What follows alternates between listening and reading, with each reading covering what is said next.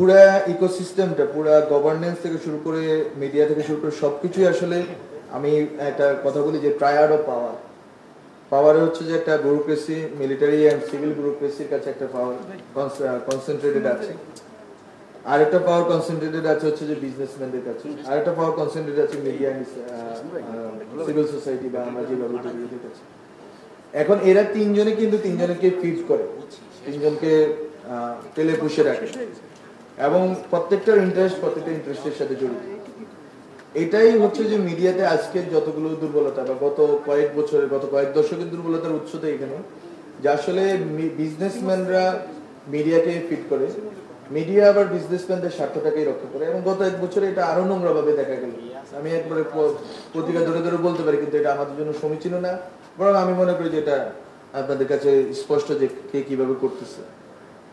আর ওইদিকে civil military bureaucracy হচ্ছে যে এই জিনিসটাকে, এই কর্পোরেট ইন্টারেস্টটাকে সার্ভ করে যাচ্ছে। এটার এই পুরো সিস্টেমের কোন রকম চেঞ্জ আমরা করতে পারি না দুঃখজনকভাবে।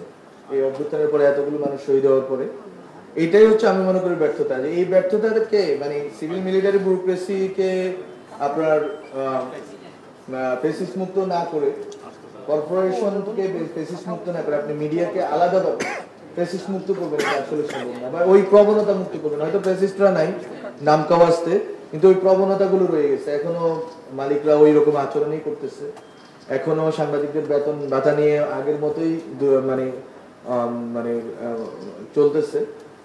ফলে এই জিনিসটা চেঞ্জ হবে তখন যখন আপনি পুরা ইকোসিস্টেমটা, পুরো পলিটিক্যাল সিস্টেমটা, এটা নিয়ে কয়েকজন রাজনীতিবিদ কথা বলছেন এবং আমি এটাতেই বিশ্বাস করি অ্যাজ অ্যাক্টিভিস্ট, পলিটিক্যাল অ্যাক্টিভিস্ট। আমার কাছে মনে হয়েছে যে এটা হচ্ছে যে গুণগত কোনো পরিবর্তন হয়নি, যে কর্পোরেট স্ট্রাকচার।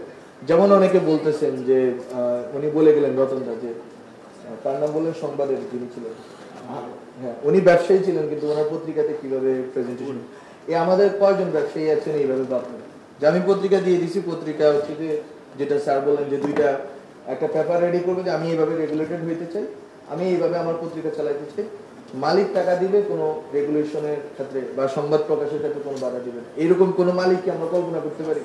কোনো কর্পোরেট ফাইন্যান্সারকে কল্পনা করতে পারি না। আমাদের দেশে কোনোভাবে ওই যে গার্ডিয়ান টাইপের কোনো পত্রিকা নেই, পিপলস ডেইলি, এরকম কিছু নাই, এরকম কিছু নাই, এবং আমরা আসলে এরকম কিছু করিও না। ফলে সবই মূলত বিজনেস ইন্টারেস্টে, এবং অনেকগুলো পত্রিকা আসলে ব্ল্যাকমেইলিং এর ভিতর দিয়ে চলতেছে। এগুলো বলাটা আমি হচ্ছে এগুলো হচ্ছে নোক্তা আকারে রেখে দিচ্ছি, পয়েন্ট আকারে রেখে দিচ্ছি, ইউ ক্যান আন্ডারস্ট্যান্ড। ফলে আপনি আসলে রাষ্ট্রের বাইরে পত্রিকাগুলোকে নিয়ে যাবেন, এটা বলেই শেষ করি আমি। রাষ্ট্রের মানে সরকারের বাইরে পত্রিকাগুলোকে নিয়ে যাবেন, এই কথাটা সুন্দর এবং এই কথাটা আমি বিশ্বাস করি, আমরা করতে চাই।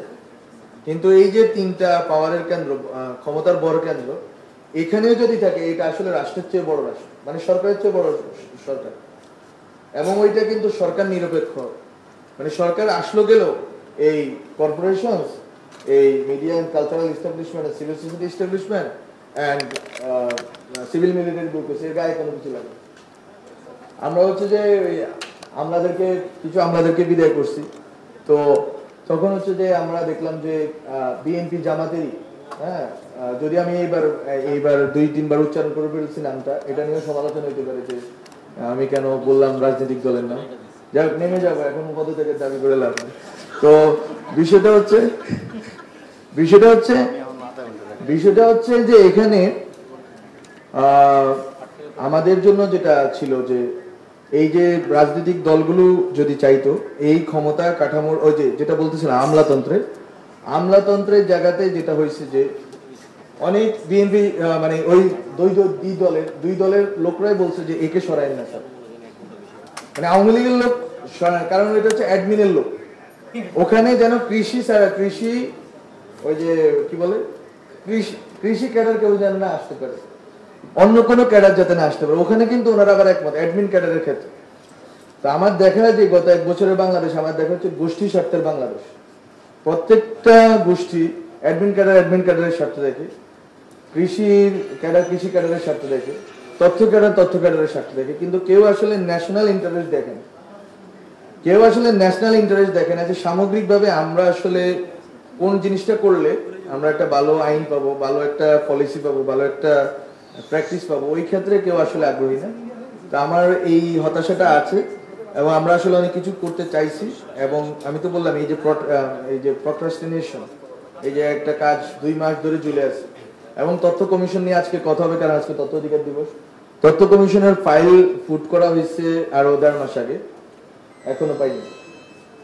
তো এগুলো হচ্ছে বাস্তবতা। এই বাস্তবতার ভিতরে আমরা বসবাস করছি এবং আমরা হয়তো আরো কিছুদিন করব, কিন্তু আমরা তারপরে আমাদের যে সদিচ্ছাটা ছিল এবং আমরা হয়তো কিছু কাজ করে দিয়ে যেতে পারবো। এবং আমি হতাশ করতে চাই না কাউকে, বা আমি চাই না যে হতাশা বর করুক। বড় আমরা যে জুলাইয়ের অভ্যুত্থানের ভিতর দিয়ে আমরা যেই অন্তত কথা বলার স্বাধীনতাটা পাইছি, আমরা আসলে এই যে ডায়ালগ করার, এই যে অনেক ধরনের লোক, এত ধরনের লোক কিন্তু আওয়ামী লীগের আমলে বসতে পারতো না। ডিফারেন্ট টাইপের লোক, ডিফারেন্ট ইডিওলজি অ্যান্ড পলিটিক্যাল পার্টিজের লোকরা একসাথে বসতে পারতো না।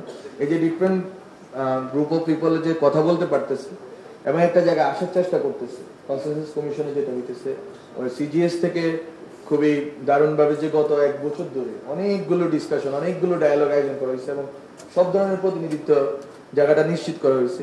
আমি মনে করি এটা আসলে আমাদের জন্য একটা স্টার্ট, আমরা শুরু করতে পারলাম। আমরা ভাবছিলাম যে 2 বছর হয়তো আমরা অনেক কিছু চেঞ্জ করে ফেলতে পারবো। আসলে 2 বছর অনেক কম সময় আমাদের মতো দেশের জন্য।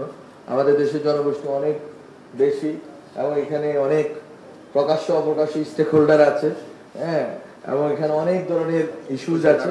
কিন্তু আমরা শিখা শুরু করলাম এবং আমরা মনে করলাম, আমরা এটাতে অন্তত আসতে পারলাম যে একটা গণতান্ত্রিক আবহের ভিতরে আমরা প্রবেশ করলাম। নির্বাচনের ভিতর দিয়ে হয়তো আমরা আরো অগ্রসর হব এবং এই আবহটা ধরে রাখা, যে আমরা আসলে স্বাধীনভাবে বলতে পারি, স্বাধীনভাবে আমরা একটা ডিসিশন নিয়ে আসতে পারি, সবাই মিলে একটা ডিসিশন আসতে পারি এবং আমাদের সব গোষ্ঠী স্বার্থের ঊর্ধ্বে আমরা হচ্ছে যে ন্যাশনাল ইন্টারেস্টকে সামনে রাখতে পারি, তাহলে হয়তো আমরা একটা পরিবর্তন দেখতে পাবো। এবং জুলাই গণ অভ্যুত্থানে আমরা যেটা চাইছিলাম, এটা হয়তো 1-2 বছরে সম্ভব হবে না। ওই যে একজনে লিখতেছিল যে কোরিয়াতে যে আপরাইজিং হয়েছে ওইটা সফল, তারা একটা সময় পরে গিয়ে পাইছে। আসলে এটা হচ্ছে যে একটা পুরো ন্যাশনের একটা জাগরণ হয়েছে। ওই কালকে একজন বলতেছিল যে ওই সময়ের জিনিস কেন ফেরত আসবে না, যে আমরা সবাই এক হয়ে গেছিলাম, যে কে বিএনপি করে, কে জামাত করে, কে পক্ষে বিপক্ষে আমরা ভাবি না। আমরা ভাবছি যে দেশটাকে বাঁচাতে হবে এবং 5ই আগস্টের সকালে আমরা সবাই ভাবছি যে আমরা রওনা হয়েছি, মরলে মরবো, কিন্তু আমরা এই দেশকে মুক্ত করবো। এখন ওই যে মানে একটা জায়গায় আসার যে জায়গাটা, ওইটা আমার মনে হয় যে বারবার ওই মোমেন্টটা রিক্রিয়েট করা দরকার। এটা যে প্রত্যেক বছর হবে এরকম না, প্রত্যেক 2 বছর পরে হবে এরকম না, কিন্তু যখন আসলে জাতির দরকার হবে, যখন আসলে আমাদের পরিবর্তনের দরকার হবে, ওই সময়টা আমাদের দরকার হবে। ওই সময়টা আমরা যদি ওই মোমেন্টটা রিক্রিয়েট করতে পারি এবং সবকিছুর উপরে ন্যাশনাল ইন্টারেস্টকে রাখতে পারি, তাহলে হচ্ছে দলীয় যে ক্ষুদ্র স্বার্থগুলো আছে এবং ক্ষুদ্র স্বার্থের যে প্রতিনিধিত্ব আমলাতন্ত্রে এখানে সেখানে রয়ে গেছে, এগুলো থেকে আমরা মুক্ত হইতে পারবো। এবং এই পুরো জিনিসটা নির্ভর করে আসলে রাজনৈতিক দলগুলোর সদিচ্ছার উপরে এবং ঐকমত্যের উপরে, যে আমরা এইরকম বাংলাদেশ দেখতে চাই।